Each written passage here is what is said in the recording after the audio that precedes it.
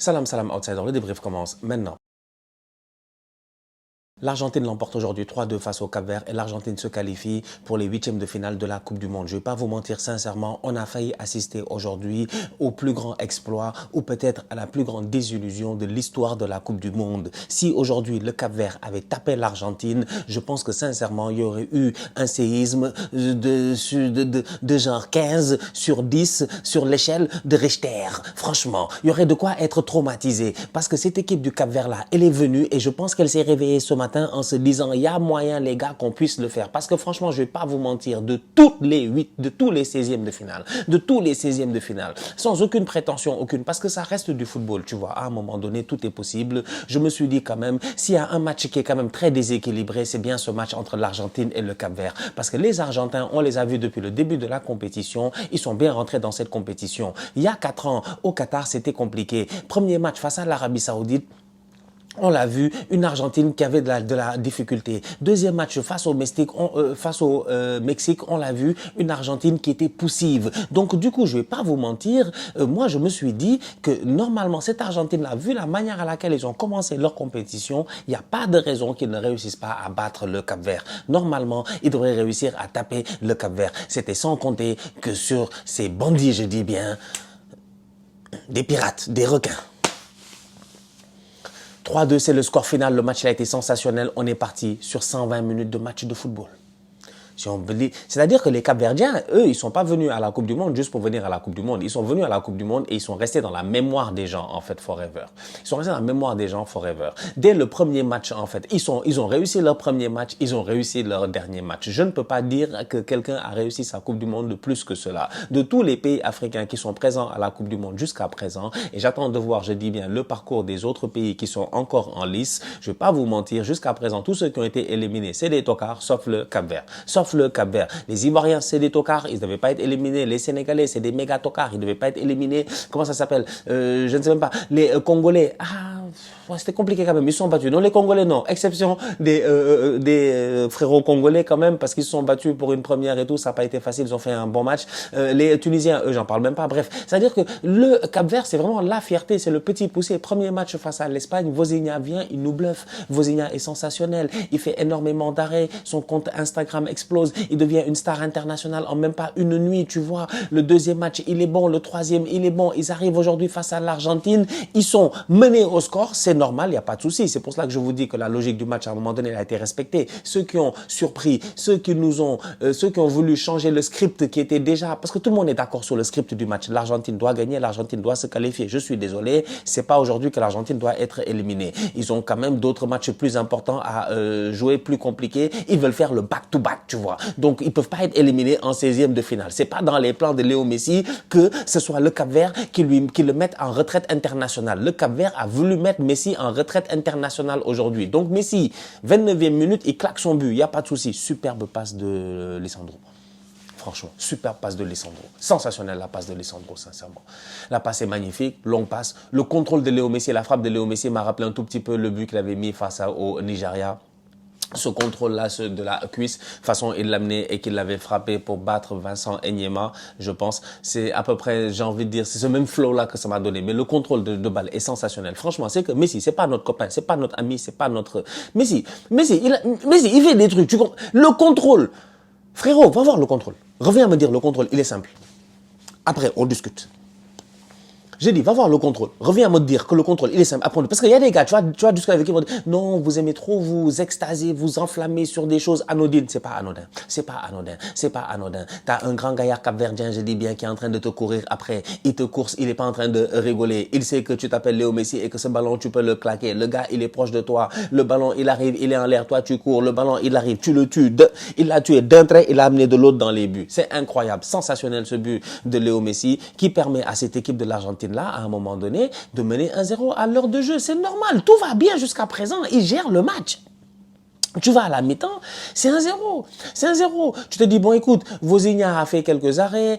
Cette équipe du Cap-Vert-là, elle joue quand même de manière assez décomplexée. Elle essaie de jouer sur son explosivité. Elle a des joueurs très explosifs. Les Argentins sont de temps en temps un tout petit peu lourds, tu vois. Donc, du coup, si tu réussis à les surprendre un petit coup de rein, une accélération et tout, tu réussis à performer rapidement, tu peux te créer de l'espace dans le milieu de terrain. Franchement, tu peux te créer de l'espace. McAllister, Enzo Fernandez, De Paul, de temps en temps, il y a moyen, je dis bien, de se créer de l'espace. Et il n'a pas changé son 11 de départ, le Scaloni, depuis le début de la compétition, à part un latéral ou deux, je pense c'est Molina et tout ça, entre le premier et le deuxième match, mais sinon c'est toujours la même équipe. Et on commence à voir un peu les failles de cette équipe-là. Et aujourd'hui, le Cap-Vert a exposé quelques-unes de ces failles-là. Donc tu vois, les Cap-Verdiens, ils se disent, bah écoute, oui, c'est Messi, oui, tout ça. C'est vrai que quand tu joues l'Argentine, tu joues avec la peur. Donc tu as peur que Messi prenne le ballon, il te dribble et il marque un but. En fait, c'est ça. C'est l'Argentine, donc tu as peur. Mais c'est que tu passes au travers de cette peur-là et que tu te laisses aller un peu, tu peux claquer un but et tu peux profiter des quelques occasions que tu vas avoir. Avec un peu de baraka, ça peut rentrer. On revient de deuxième mi-temps. Les Argentins continuent à bien jouer. Cependant, les Cap-Verdiens sont toujours aussi décomplexés, toujours aussi tranquilles. C'est 1-0, il n'y a pas de souci. On est là pour kiffer. C'est peut-être notre dernier match. Vas-y, on va voir ce que ça va donner. Eh ben, ça marque un but à la 60e minute. C'est Duarte qui vient claquer un but. Très belle frappe, franchement. Il rentre dans la surface de réparation. Son coéquipier, le Serbien, je pense que le ballon passe entre les jambes de l'Argentin. Il se retourne, il frappe Martinez, il est battu. Ça fait 1-1 à ce moment-là. On est à l'heure de jeu. Il reste 30 minutes. C'est censé être un match facile normalement. C'est censé être un match facile. D'ailleurs, à ce titre, je tiens à faire passer la parenthèse là maintenant une fois pour toutes à tous les fans de Cristiano Ronaldo, à tous les fans de l'Espagne et à tous les fans de football en général en fait de l'Égypte et tout ça. J'ai pas fait les autres matchs là en fait ces dernières heures. J'ai pas eu l'opportunité de faire le débrief de l'Algérie, de l'Espagne, du Portugal, de l'Égypte, tout simplement parce que j'étais encore, je dis bien, engouement. Voilà, j'ai encore mal en fait. J'ai encore mal que le Sénégal ne sait pas gérer. J'avais d'autres choses à faire en fait. Voilà, en fait, voilà, je suis en dépression. Ouais, ça fait mal. C'est déprimant.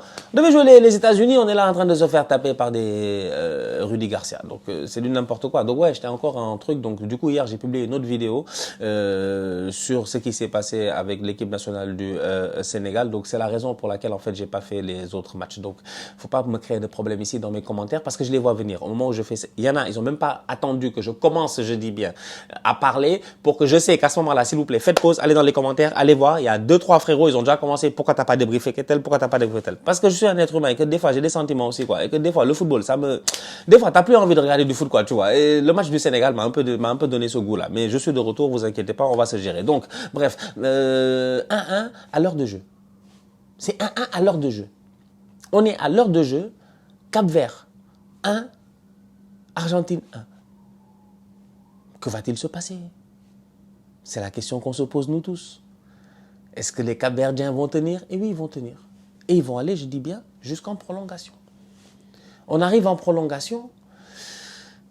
Avant les prolongations, by the way, de top arrêts de la part de Vozinha. Franchement, Vozinha, il a été en dents de scie dans cette compétition, quand même, si on est un peu honnête. Premier match excellent, deuxième moyen, même mauvais, j'ai envie de dire, genre troisième, ça va, quatrième, très bon, genre comme Vozinha était en dents de scie, mais c'est à l'image de cette équipe-là, un peu, genre, qui a des capacités. Et ça montre à quel point, en fait, quand on le dit, il y a du talent sur le continent, en fait. Il y a vraiment du talent, il faut juste travailler, il faut juste avoir les bonnes structures, il faut avoir les moyens aussi pour certaines fédérations. Tu sens qu'il y a la volonté, mais une fois que les moyens viennent, faut pas que les gars ils bouffent l'argent, faut que les gars ils utilisent l'argent à bon escient, parce que franchement, moi j'ai vu de très belles choses de la part de cette équipe du Cap-Vert là, de très bons joueurs. Il y a des joueurs aussi beaucoup plus âgés, donc il faudrait qu'il y ait une transition qui se fasse pour pas que le Cap-Vert aille en Coupe du Monde qu'une fois tous les 20 ans ou tous les 25 ans ou tous les 30 ans. Il faudrait qu'ils y aillent genre plus souvent. Donc du coup, Vozinha qui a 40 ans, Mendes qui est un peu plus âgé et puis tout cela, ben, c'est des gars qu'il va falloir remplacer. Donc il faut une nouvelle jeunesse, donc il faut travailler nationalement, faut faire des détections, il faut une direction technique. Donc, il y a pas mal de choses à faire, mais franchement, ils nous ont montré de belles choses dans cette compétition. C'est pour ça que je disais en début de débrief que c'est la belle histoire, franchement, de la compétition, en tout cas en termes de surprise. surprise. Et je ne m'attendais pas à ce que le Cap-Vert soit vraiment cette belle surprise-là. Donc du coup, ils encaissent un but, malheureusement, début de prolongation, c'est normal, c'est l'Argentine quand même. L'Argentine, tu les as poussés. L'Argentine, c'est la France, ils ont osé les amener en prolongation. Personne n'amène l'Argentine en prolongation quand même. C'est pas de leurs amis. C'est la France, là, les derniers à les avoir amenés en prolongation ici en finale de Coupe du Monde. Donc du coup, quand tu arrives face au Cap-Vert et que tu te dis que c'est 1-1 et qu'ils vont en prolongation et que les Cap-Verdiens sont en train de tenir, non, à un moment donné, les Argentins vont réagir. Donc quand ils marquent ce but-là et que Lisandro Martinez vient claquer un superbe but, c'est dommage. Au deuxième poteau, au marquage, les Cap-Verdiens sont un peu laxistes. Ils lui donnent le temps, en fait. Ils lui donnent le temps. Ça sort pas assez vite sur lui. Ça lui donne le temps de contrôler, d'avoir l'élan pour venir et d'armer cette frappe-là. Il claque son but. Ça fait 2-1. Là, je me dis, c'est terminé. Là, sincèrement, je vais pas vous mentir. Je me dis, c'est terminé. Ils vont sombrer. Ils vont prendre 3-1 et c'est fini. Et ça va finir dans 20-30 minutes à la fin des prolongations. Ah ben, oublie ça. Pourquoi? Parce que sur le terrain, il y a Cabral. Le pauvre, à la fin du match, il a pleuré. J'ai envie de lui dire, frérot, ne pleure pas. Ne pleure pas. Mais Cabral, c'est que Cabral a mis un but. Jusqu'à aujourd'hui, je pense que ça fait partie peut-être du top 3 des plus beaux buts de la Coupe du Monde. Parce que le contexte, le but, le moment en fait un des top 3 des plus beaux buts de la Coupe du Monde. C'est contre l'Argentine, c'est en 16e de finale. Pour une équipe, le contexte, je dis bien, qui est le Cap-Vert, qui n'est pas une des grandes nations de football, qui joue face au champion du monde en titre, face au meilleur gardien au monde, Emiliano Martinez. En tout cas, 2 fois sur les 3 dernières années, où parce qu'il y a eu Donnarumma évidemment, mais bon, bref, pour dire un des meilleurs gardiens au monde et tout, la frappe qu'il met, le frérot Cabral, la manière à laquelle il enroule ce ballon-là, c'est sensationnel. Pouah, moi, je suis bluffé. Sincèrement, je suis bluffé. Je regarde, j'applaudis. J'applaudis, je lève mon chapeau. Il a célébré, il est très heureux. Il va voir, je sais pas, sa famille, sa sœur, sa copine, je sais pas qui il allait voir là en tout cas, des membres, ses proches et tout. Il est monté en tribune carrément le frérot. Il a marqué un but, il est allé en tribune. Il a marqué un but, il est allé en tribune pour aller célébrer tellement il était heureux. Ça fait 2-2. Et là tu te dis non, là sincèrement à ce moment-là je me suis dit ok, le football a des narratifs que des fois on ne comprend pas, des histoires que des fois on ne comprend pas, des histoires qui sont bizarres. Il y a moyen que Messi soit éliminé ce soir par le Cap-Vert. En fait c'était peut-être ça la fin de l'histoire de Léo Messi, tu vois, éliminé par le Cap-Vert. Mais non. C'est corner de Messi.